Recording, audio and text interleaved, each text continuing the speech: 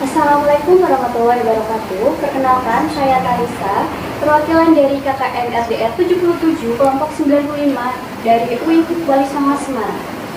Selamat datang di channel kami. Pada kesempatan ini, kita akan membahas fenomena yang saat ini marak terjadi, terutama di era digital ini.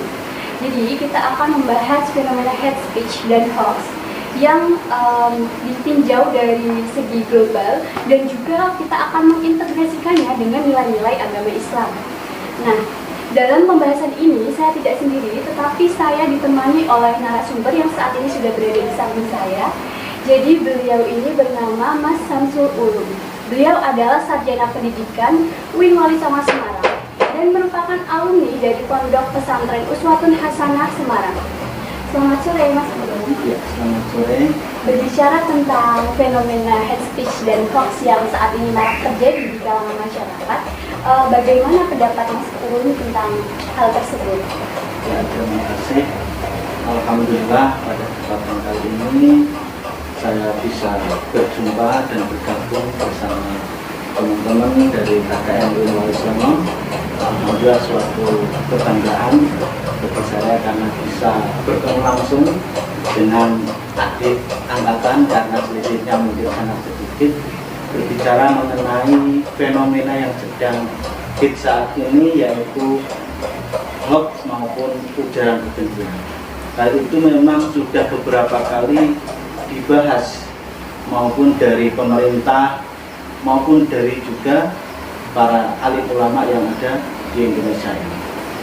Pada kesempatan kali ini kita mengambil tema yaitu peran remaja dalam meneladani sikap dan perilaku Rasulullah agar terhindar dari perilaku hate speech dan hoax. Nah, pada kesempatan kali ini saya berpendapat itu hampir sama dengan kebijakan yang ada di Indonesia. Tentunya saya ikut serta mendukung kebijakan dari pemerintah maupun dari ulama yang ada di Indonesia, karena hal ini sudah pernah diangkat tema tersebut dalam kegiatan musyawarah nasional di Nahdlatul Ulama pada tahun 2017 terkait ujaran kebencian dan karena yang mana tentu salah satu hal tersebut dapat merugikan si penyebar hoax tersebut maupun bagi yang lain. Tentu karena yang namanya ujaran kebencian salah satunya yaitu menyebarkan berita-berita yang bohong, itu termasuk masuk dalam kategori jauh dari akhlakul karimah, yaitu akhlak terpuji. Tentu itu masuk di perbuatan yang akhlak madinah, yaitu akhlak tercela. Maka dari ajaran Islam tersebut itu bisa mengakibatkan beberapa hal terkait dari peristiwa-peristiwa tersebut. Itu masuk di akhlakul madinah, akhlak yang tercela, dan itu dilarang oleh agama kita. Karena apa? Salah satunya itu juga masuk dalam peristiwa-peristiwa pada zaman Rasulullah juga sudah ada, dan kali ini diangkat pada zaman sekarang karena maraknya media sosial seperti itu, baik dari Twitter, dari Instagram, dari WhatsApp maupun YouTube. Itu bisa masuk di ranah, bahkan bisa masuk di ranah yang sangat bisa mengkhawatirkan bagi masyarakat, karena satu bisa merusak kepribadian dari bangsa kita. Satu bisa merusak kepribadian dari bangsa kita karena yang namanya hoax atau hate speech, ujaran kebencian, itu masuk di ranah namimah, dan bahkan ada yang sampai fitnah. Itu salah satunya bisa mengakibatkan hal yang sangat fatal bagi kita semua apabila kita tidak bisa memilah-milah, kita tidak bisa meminimalisir perbuatan-perbuatan tersebut. Semakin lama semakin berkembang, semakin lama semakin berkembang, semakin banyak lagi. Kalau tidak kita hentikan, itu pasti akan mengakibatkan buruk bagi kita semuanya. Nah, mungkin cukup itu, kita lanjutkan ke pembahasan yang berikutnya. Tadi sempat disinggung sedikit bahwa penyebaran hoax dan juga adanya hate speech ini karena komunikasi di media sosial. Lalu bagaimana pendapatnya Mas Ulum jika meninjau para remaja yang menggunakan media sosial sebagai wadah untuk mereka melakukan hate speech dan hoax tersebut? Yang perlu kita garis bawahi, bagi para remaja yang itu yang menyebabkan berita-berita hoax, kita perlu ingat karena di samping kita tentu ada malaikat yang selalu mencatat amal baik maupun buruk kita. Tentu kita harus pahami yang itu, bahwa di sekeliling kita dari Allah sendiri dan para malaikatnya mengutus malaikat yang selalu mengawasi kita, perbuatan kita. Apabila peristiwa itu misalkan kita berbohong, pasti di berikutnya akan berbohong lagi, apalagi dalam kecepatan media sosial begitu sangat cepat. Apabila hal tersebut tidak segera ditanggulangi, kita menyebarkan berita hoax, menyebarnya begitu cepat. Berapa amal jelek kita yang sudah menyebar ke beberapa bahkan negara, bahkan dunia karena penyebaran hoax tersebut. Maka dari itu yang perlu kita garis bawahi yaitu yang pertama kejujuran. Itu yang paling sulit di zaman sekarang, yaitu kejujuran. Sangat kurang sekali bangsa kita tentang mengenai kejujuran. Nah, salah satu misalkan di dalam pekerjaan pun yang pertama biasanya dari pekerjaan mungkin bahkan yang lainnya yang biasa paling dicari adalah kejujuran. Kejujuran bagaimana kita bisa memilah-milah antara hal yang baik dan hal yang buruk. Kita biasakan memberikan informasi yang jujur, yang benar, yang bisa bermanfaat bagi yang lain. Karena ada dua pilihan, kita memilih perbuatan yang baik atau yang buruk. Kalau kita memilih perbuatan yang baik dalam menyikapi hal media sosial, tentu amal baik kita, semisal kita membuat website ataupun kita membuat YouTube, memiliki manfaat, dilihat dengan satu orang, bahkan bisa beribu-ribu orang, berjuta-juta, berapa banyak pahala yang kita dapat. Tapi kalau kita menyebarkan isu-isu yang kurang baik atau berita hoax, berapa dosa yang kita dapatkan nantinya. Seperti itu. Jadi menurut Mas Ulum ini lebih ke kita harus memperhatikan sisi dunia maupun sisi akhiratnya, yaitu dari sisi dunia itu tadi ketika kita ingin melakukan pekerjaan atau mendaftar di sebuah perusahaan, kita juga harus membiasakan diri kita untuk berperilaku jujur gitu ya Mas. Lalu untuk dari segi akhiratnya, kita tidak boleh berbohong terus-menerus karena apa yang kita lakukan senantiasa dicatat oleh malaikat gitu ya. Lalu mengingat tadi juga Mas Ulum telah menjelaskan bahwa di zaman Rasulullah itu juga sudah ada yang menyebarkan berita bohong atau hoax dan juga hate speech. Boleh kami tahu sedikit gambarannya tentang hal tersebut? Oke. Ya, terkait peristiwa hoax yang sedang marak saat ini, memang di zaman Rasulullah sudah pernah ada ketika Rasulullah hijrah ke Madinah. Sebelum Nabi pun hijrah ke Madinah, ada salah satu sahabat yang di sana digadang-gadang untuk menjadi pemimpin di Madinah. Namun karena kedatangan Rasulullah yang begitu baik perilakunya, sopan santunnya, tentu sahabat tersebut pas tergeser. Dengan tergesernya tersebut, sahabat itu ingin menjatuhkan Nabi agar dia bisa naik menjadi pemimpin. Dan salah satu setelah usai peperangan, perjalanan menuju kepulangannya, istri Rasulullah yang bernama Aisyah, ini kalungnya terjatuh dan akhirnya Aisyah mencari si kalung tersebut. Si kalung emas tersebut dicari oleh Aisyah. Setelah beberapa lama, setelah kalung itu ketemu, Aisyah kembali lagi ke tempat tersebut. Ternyata para rombongan sudah berjalan pulang. Terus lantas Aisyah menunggu, kemungkinan nanti para sahabatnya datang kembali ke sini. Ternyata sudah lama sekali tidak jumpa-jumpa atau tidak datang, ternyata ada salah satu sahabat Nabi yang bernama Sofwan melihat si Aisyah Ummul Mukminin, ibunya mukminin, melihat Aisyah masih duduk di situ sendirian. Tentu si Sofwan tadi menolong Aisyah untuk menuju perjalanan pulang dan dinaikkan ke dalam untanya, ke atas unta si Sofwan, dan Sofwan pun berjalan mengikuti unta tersebut. Dalam perjalanan pulang, ternyata sampai di situ ada yang memfitnah Nabi bahwasanya Aisyah selingkuh, seperti itu. Bahwasanya Aisyah selingkuh. Siapa yang memfitnah Nabi? Yaitu Abdullah bin Ubay. Karena apa? Ingin menjatuhkan Nabi agar beliau bisa menjadi pemimpin di Madinah. Begitu pula itu juga bisa merubah sikap dari Rasulullah kepada Aisyah. Aisyah pun bingung, kenapa kok sikap Rasulullah bisa berubah kepada Aisyah, dan dirinya sangat sayang sekali dengan adanya ujaran-ujaran atau berita-berita hoax tersebut. Itu membuat Nabi agak kecewa seperti itu. Sampai 1 bulan, sampai Aisyah pun sakit pada waktu itu.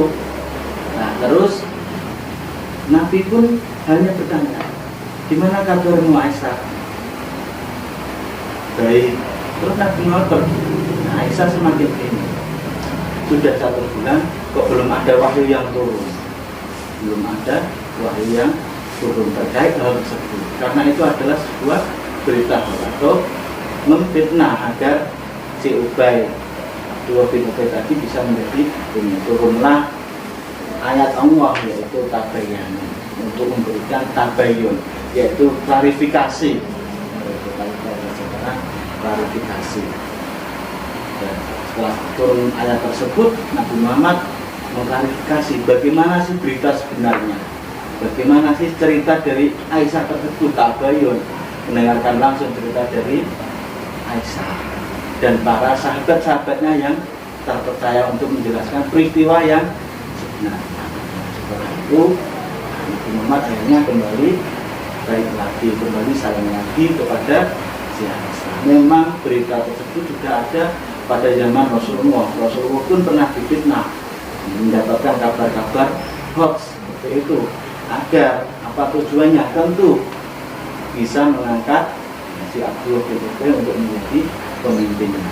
Kalau di Indonesia memang paling sering marak berita tersebut adalah pada waktu pemilu, saling sama menjatuhkan baik calon yang satu maupun calon yang kedua. Memang berita itu memang sudah ada dengan di zaman Rasulullah, masih ada beberapa berita yang lain. Berarti fenomena hate speech dan hoax ini sebenarnya memang sudah ada di zaman Rasulullah. Nah, Rasulullah SAW sendiri itu hadir di bumi ini itu kan untuk mengajarkan akhlak yang baik kepada manusia. Nah, dengan fenomena yang sudah ada di zaman dahulu, tentunya ada tips-tips yang Rasulullah SAW ajarkan agar kita itu senantiasa terhindar dari perilaku hate speech dan hoax. Nah, bagaimana terkait hal tersebut menurut Mas Boy? Ya, terima kasih. Terkait bagaimana sikap kita untuk menghadapi berita-berita hoax tersebut, kita meladeni dari sikap Rasulullah. Yang pertama, turunnya ayat tersebut yaitu bertabayun, yang pertama mengklarifikasi kebenarannya hal tersebut. Kita mencari kebenaran tersebut yang pertama dengan cara tabayun dengan orang yang bersama, atau dengan berita yang ada di tabayun berkali mengklarifikasi. Yang kedua, memilih atau kita bisa mencari informasi kepada misalnya zaman sekarang situs yang resmi seperti itu, situs yang pertama tabayun, yang kedua itu mencari informasi yang sangat jujur, yang sangat benar. Dan pun terkait hal tersebut ada beberapa tips agar kita terhindar dari peristiwa hoax tersebut. Salah satunya. Yang pertama, kalau di zaman sekarang kita harus hati-hati dengan judul provokatif. Kita harus hati-hati dengan judul provokatif. Kalau di YouTube sendiri ada yang namanya thumbnail, seperti itu. Thumbnailnya itu memang kadang bikin orang itu penasaran. Nah, yang menyampaikan kok enak, kadang orang tersebut dapat terjerumus seperti itu karena di judulnya itu sangat provokatif, bisa menyebabkan para pendengar-pendengarnya pun sangat terlena. Oh, ini masuk akal, ini masuk logika, bisa kita pilih. Padahal hal tersebut juga ada berita. Yang kedua, kita harus ingat, yaitu kita harus cermati alamat situsnya. Siapa sih yang mengupload hal tersebut? Misalkan di webnya siapa, kita lihat, oh kok cuma blog, itu bahaya. Kita harus kita saring lagi. Misalkan blog kan hanya orang-orang bisa membuat blog semua. Kita harus bisa melihat situs-situs yang resmi, yang akurat, yang sudah terjamin kebenarannya. Seperti itu. Yang pertama, kita harus hati-hati dengan judulnya, judul provokatif, itu yang sering terjadi. Orang tertarik karena judulnya, karena tampilan depannya, karena thumbnail. Yang kedua, kita harus mencermati alamat situs. Terus yang ketiga, kita harus periksa faktanya, fakta yang sebenarnya itu seperti apa. Jangan sekali kita lihat video misalkan, atau bisa membuka web, sekali lihat langsung tertarik, langsung ya ini beritanya seperti ini. Kita harus bisa melihat faktanya, kita harus bisa membandingkan antara berita satu dan antara berita yang lainnya. Misalkan gambar pun atau video pun, kita harus cek keaslian. Misalkan harus kita cek keaslian dari misalkan foto maupun video, karena video tersebut juga sekarang banyak yang diedit, dipotong-potong, dibentur-benturkan. Misalkan YouTube sendiri bisa dibentur-benturkan antara ceramah, misalkan ceramah yang satu dengan ceramah yang si ustadz ini membalas si ustadz ini, terus balik lagi si ustadz ini membalas si ustadz yang kita harus bisa mengklarifikasi, harus bisa mengecek keaslian dari foto maupun video maupun berita. Kita harus cek keasliannya. Yang terakhir, memang di zaman sekarang sudah ada beberapa atau komunitas. Kita harus bisa ikut berdiskusi di grup yang melibatkan anti hoax, seperti itu. Grup diskusi anti. Misalkan kita dapat berita seperti ini, kita tanyakan, kita share bersama, apakah berita ini benar atau hanya berita bohong atau jangan dibenci. Yang pertama, kita harus berhati-hati melihat judul yang provokatif. Yang kedua, kita harus cek situsnya, cek keaslian situs. Yang ketiga, periksa fakta. Yang keempat, cek foto maupun dari video keasliannya. Yang terakhir, ya kita ikut berdiskusi dalam diskusi tersebut. Itu yang kita bisa memfasilitasi atau kita bisa sharing bersama terkait hal tersebut mengenai hoax maupun seperti itu. Itu kemungkinan sedikit pemaparan dari saya.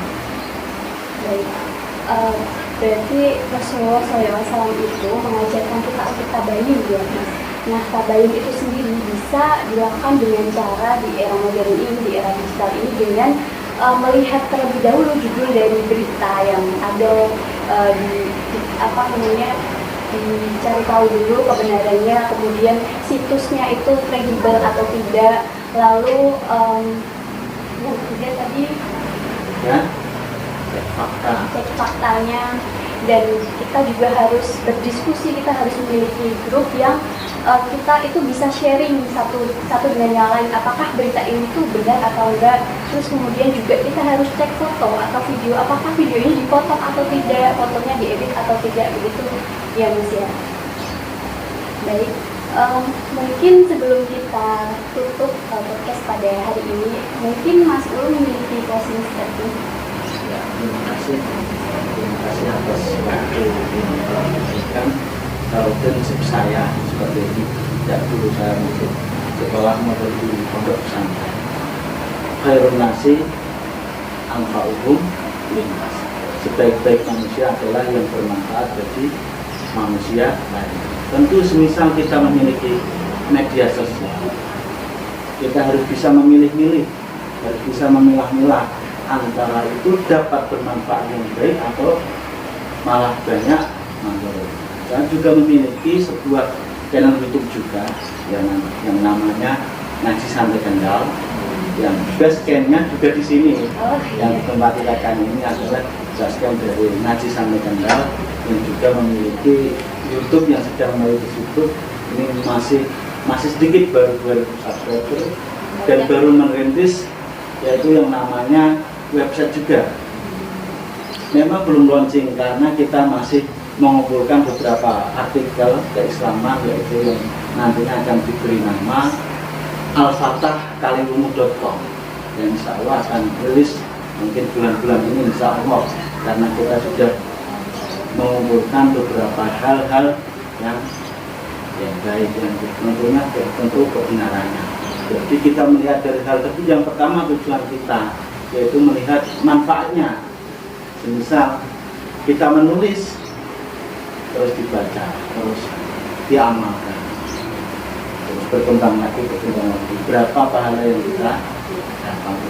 Tentunya yang saya ambil yaitu manfaatnya. Kita harus bisa memilah-milah, kita mau ikut ke ranah yang manfaat atau ke ranah yang banyak manfaat. Kita harus bisa memilih. Karena tujuannya apa? Koordinasi antara itu sebaik-baik manusia adalah orang yang bermanfaat bagi manusia lain. Karena apa? Kita sebagai muslim tentunya yang lainnya yang membaca adalah teman kita, saudara kita, aku muslim, saudara kita. Kalau kita memberikan hal-hal yang tentunya misalkan berita roh, tentu apabila dibaca dengan teman kita atau saudara kita bisa menyebabkan kejerumusan, kan itu malah tentu kita dipertanggungjawabkan nantinya di akhirat, tidak hanya di dunia. Karena apa? Ada beberapa malaikat yang selalu mengintai kita, apakah kita selalu berbuat baik atau berbuat kurang baik. Baik, terima kasih Mas Samsudin atas pembahasannya kali ini, atas waktunya juga. Semoga pembahasan kita kali ini bisa bermanfaat bagi orang lain dan juga memberikan pahala yang terus-menerus untuk kita jika ditonton lagi oleh orang lain. Terima kasih sekali lagi, terima kasih banyak atas waktunya. Wassalamualaikum warahmatullahi wabarakatuh.